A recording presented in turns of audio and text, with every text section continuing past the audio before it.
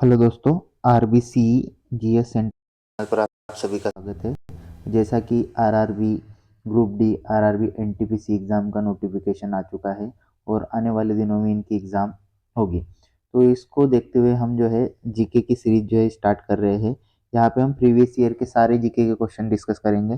तो आज हम सबसे पहले इतिहास, प्राचीन इतिहास के जो पूछे गए हैं एनटीपीसी ग्रुप डी विभिन्न परीक्षाओं में रेलवेज की, वो यहाँ पे डिस्कशन करेंगे। तो आइए वीडियो को शुरू करते हैं। तो अगर आपको ये सीरीज पसंद आई तो कमेंट बॉक्स में ज़रूर बताएं कि इसको कंटिन्यू रखना है या नहीं, और चैनल को सब्सक्राइब जरूर करें। चलिए तो स्टार्ट करते हैं। सबसे पहला क्वेश्चन है आज का, इनमें से कौन सा पाषाण युग के 3 प्रमुख कालों के अंतर्गत नहीं आता? तो ये ताम्र पाषाण। फिर अगला प्रश्न है, भीमबेटका की खोज कब की गई थी? तो 1957-58 में भीमबेटका की खोज हुई थी। और किसने की थी? तो ये भी याद रखें कि विष्णु श्रीधर वाकनकर द्वारा ये खोज की गई थी। और इसको 2003 में जो है विश्व धरोहर, यूनेस्को ने विश्व धरोहर स्थल भी घोषित किया है। किसको? भीमबेटका को। भीमबेटका के शिलाश्रय निम्नलिखित में से किसके लिए प्रसिद्ध है? तो आप जानते हैं भारतीय उपमहाद्वीप पर मानव जीवन के प्राचीनतम चिन्हों की वजह से। फिर अगला है, भारत में पाषाणकालीन शिला चित्रकारी कहाँ पाई जाती है? तो भीमबेटका में। अगला प्रश्न है, निम्नलिखित में से कौन सा मानव गतिविधि एवं सभ्यता के प्राक ऐतिहासिक काल का सही कालानुक्रम है? तो ये ऑप्शन ए जो है पूरा पाषाण काल, मध्य पाषाण काल और नव पाषाण काल इसका करेक्ट आंसर हो जाएगा। अगला है, सिंधु सभ्यता, सिंधु घाटी सभ्यता के समय शिल्प निर्माण के लिए सीप कहाँ से प्राप्त किए जाते थे? तो ये नागेश्वर से प्राप्त किए जाते थे। ऑप्शन सी जो है इसका करेक्ट आंसर हो जाएगा। और नागेश्वर जो है गुजरात राज्य में स्थित है। फिर अगला है, सिंधु घाटी सभ्यता का निम्न में से कौन सा स्थल पंजाब में स्थित है? तो ऑप्शन नंबर डी जो है रोपड़ पंजाब में स्थित है। और रोपड़ की जो खोज की थी 1950 में बीबी लाल के द्वारा की गई थी।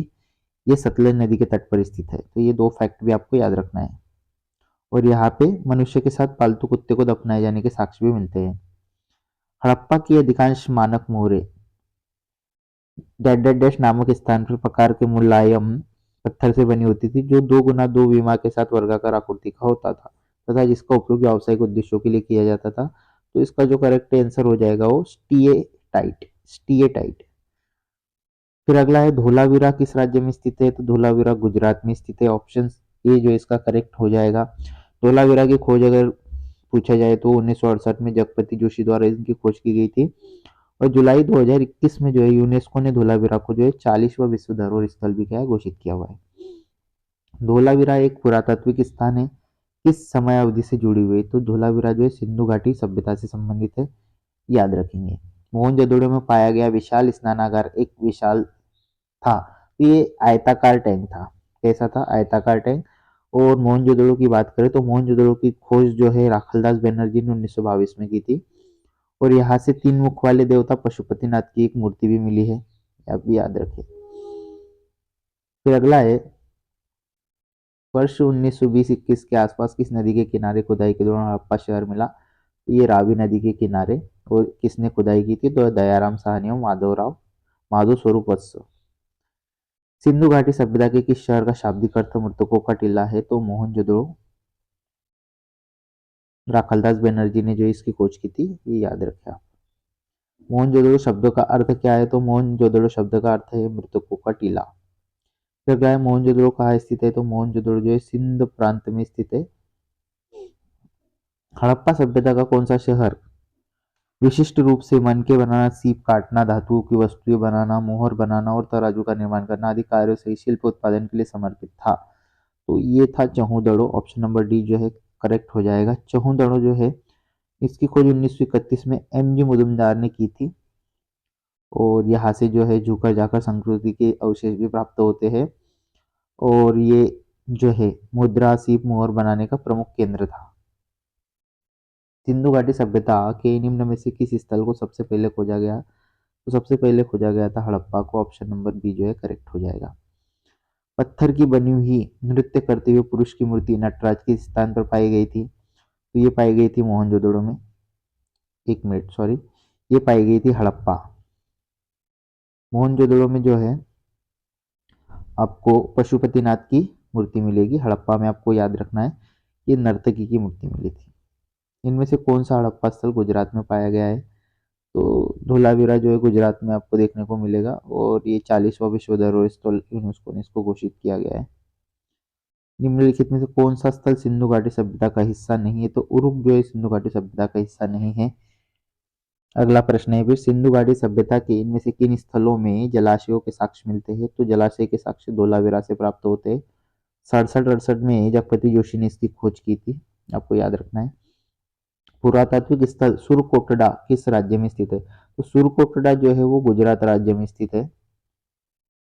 अगला जो है प्रश्न, हाँ तो ये जानकारी देख लेते हैं यहाँ पे, सिंधु घाटी सभ्यता के स्थल और कौन से राज्य में स्थित है? तो धोलावीरा, लोथल, रंगपुर, सुरकोटड़ा ये गुजरात में स्थित है। आलमगीरपुर जो है उत्तर प्रदेश में स्थित है। कालीबंगा जो है राजस्थान में।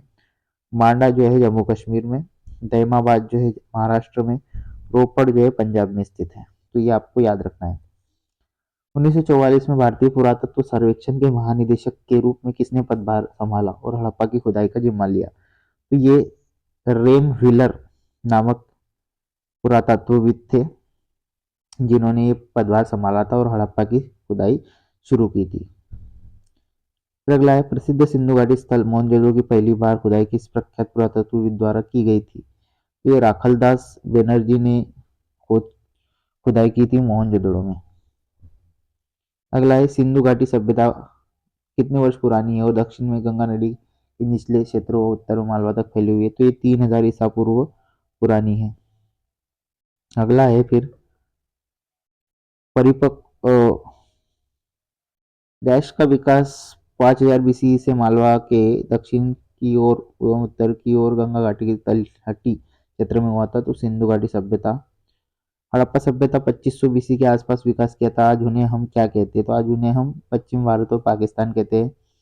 भारत का इतिहास सिंधु घाटी सभ्यता के जन्म से शुरू होता है जो लगभग अस्तित्व में आई थी। तो ये 2500 ईसा पूर्व। सिंधु घाटी सभ्यता की सबसे महत्वपूर्ण विशेषता क्या थी? तो ईंट से बने भवन। ऑप्शन नंबर सी जो है इसका करेक्ट हो जाएगा। सिंधु घाटी सभ्यता है तो सिंधु घाटी सभ्यता है क्या? कांस्य युगीन सभ्यता है। अगला है फिर आगे, सिंधु सभ्यता के लोग डेटाजेस बनाने के लिए तांबे और टीन को मिश्रित करते थे, तो कांसा बनाने के लिए तांबे और टीन को मिलाया जाता था। निम्नलिखित में से कौन सा सिंधु घाटी सभ्यता का महत्वपूर्ण स्थल नहीं है? तो आजमगढ़ जो है ऑप्शन नंबर डी जो है करेक्ट हो जाएगा। मोहनजोदड़ो नाम का क्या अर्थ में मुर्दों का टीला है? तो मोहनजोदड़ो जो है, सॉरी, मोहनजोदड़ो जो है ये सिंधी भाषा का शब्द है। ऑप्शन नंबर डी जो है इसका करेक्ट हो जाएगा। हड़प्पा के लोग निम्नलिखित भगवान में से किसकी पूजा नहीं करते थे? तो विष्णु की पूजा नहीं करते थे। ऑप्शन बी जो है करेक्ट हो जाएगा। सिंधु घाटी सभ्यता के लोग की पूजा करते थे तो पशुपति की पूजा करते थे। ऑप्शन डी जो है करेक्ट हो जाएगा। और किस वर्ष में जर्मनी और इटली के पुरातत्वविदों ने एक दल ने मोहनजोदड़ो में सतह अन्वेषण शुरू किया था? तो ये 1980 में शुरू किया था। हड़प्पा सभ्यता की मोहरों पर निम्नलिखित में से कौन सा पशु अक्सर देखा जाता है? तो बैल अक्सर देखा जाता है। निम्नलिखित में से कौन सा हड़प्पा स्थल शिल्पकला के उत्पादन से संबंधित नहीं है? तो मांडा। मांडा जो है शिल्पकलाओं के उत्पादन से संबंधित नहीं है और ये जम्मू कश्मीर में स्थित था। फिर वैदिक सभ्यता के क्वेश्चन देखते हैं। ऋग्वेद में 1028 सूक्त है जिन्हें 10 पुस्तकों में वर्गीकृत किया गया है, जिन्हें के नाम से जाना जाता है? तो जिन्हें मंडल के नाम से जाना जाता है। अगला है बृहदारण्यक, मुंडक और तैत्तिरीय निम्नलिखित में से किस श्रेणी के धार्मिक ग्रंथों के उदाहरण है? ये जो है उपनिषदों के उदाहरण। ऑप्शन सी जो है करेक्ट हो जाएगा। हिंदू धर्म में किस देव को पौधों के स्वामी, रोग के उपचारक और धन के दाता माना जाता है? तो ये सोम इसका करेक्ट आंसर हो जाएगा। अगला है, यह देख सकते हैं आप, हिंदू धर्म में सोमदेव को पौधों का स्वामी, रोगों का उपचारक और धन का दाता माना जाता है। वरुण को समुद्र का देवता, विश्व के विनायक रूप, सत्य के प्रतीक, ऋतु परिवर्तन के देवता के रूप में जाना जाता है। हिंदू धर्म में उषा भोर को भी उषा भोर की देवी भी माना गया। अगला, निम्न में से कौन सी हिंदू धर्म की प्रमुख दार्शनिक विचारधारा है? तो वैशेषिक दर्शन जो है दार्शनिक विचारधारा हिंदू धर्म की, और इसके प्रवर्तक महर्षि मुनि कनाद मुनि है। निम्न में से किस वेद को कर्मकांड ग्रंथ के रूप में जाना जाता है? तो यजुर्वेद को कर्मकांड ग्रंथ के रूप में जाना जाता है।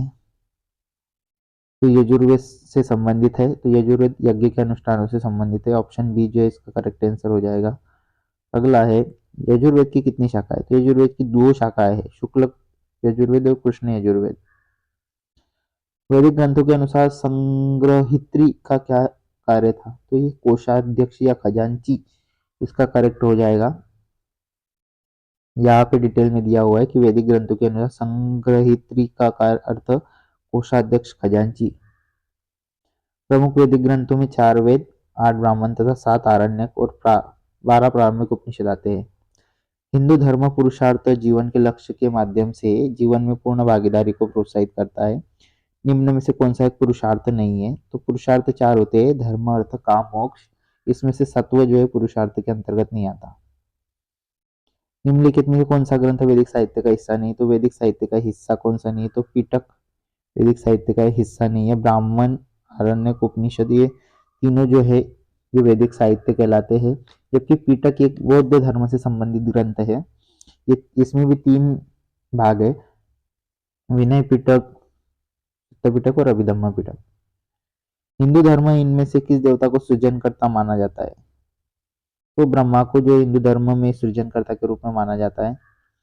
ऐतरेय उपनिषद के ऐतरेय आरण्यक की दूसरी पुस्तक के 4, 5 और 6 अध्याय से संबंधित है और इसे सबसे पुराना उपनिषद माना जाता है। तो ये जो है ऑप्शन नंबर ए जो है ऋग्वेद इसका करेक्ट आंसर हो जाएगा।